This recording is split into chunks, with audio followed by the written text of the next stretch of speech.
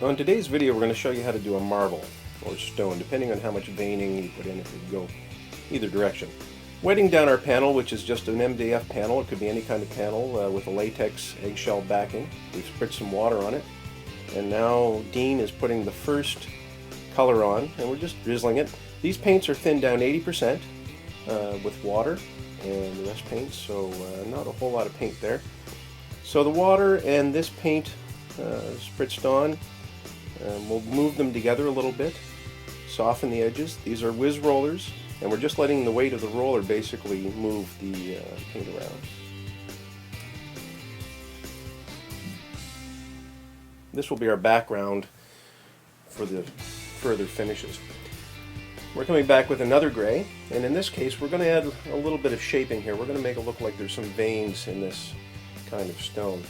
So Dean has a gray which is not unlike the first gray, just slightly different. You can use any colors you want, and I'm putting on slightly darker and less of it, so there's more of his gray and a little less of mine. I think you usually want to do that. If you have 50-50 everything, it doesn't look quite like nature would have done it. Again, we're softening these. The idea here is through this process you start getting some puddles on there, and we're just going to try to soften those puddles of paint a little bit. As we move on to the next step, it's best to have no puddles.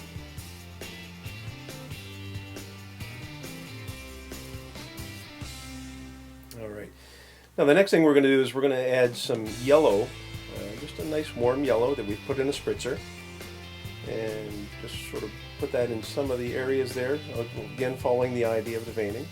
And following that, we're taking methyl hydrate, and we're just going to let it drizzle out of a brush onto the surface, and you can see when it impacts the surface it disperses the paint and gives you a very organic look and feel.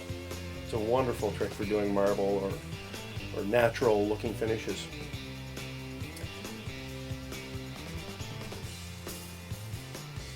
You can see that yellow in the lighter areas now.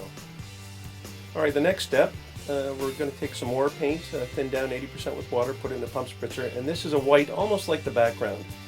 And this we won't use the rollers on, we'll just spritz this on, and this just gives just a little more detail, a little spattering here and there, and just brings it to life a little bit more. So now we have our panel done. We're going to let that dry, and we're going to take scotch pads and give it a sand on the face.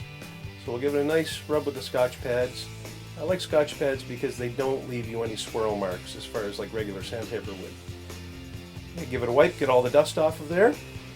And we're going to take a wallpaper applicator, not necessarily used for this, but inexpensive, and it does the trick. And we're going to apply a product that you'd probably know as a future floor wax. You can go to a janitorial supply if you have a large amount of this stuff to do, and you can buy sort of an industrial brand in a larger format. But if you're just doing a small project, go to the local hardware store or the grocery store and get some future floor wax.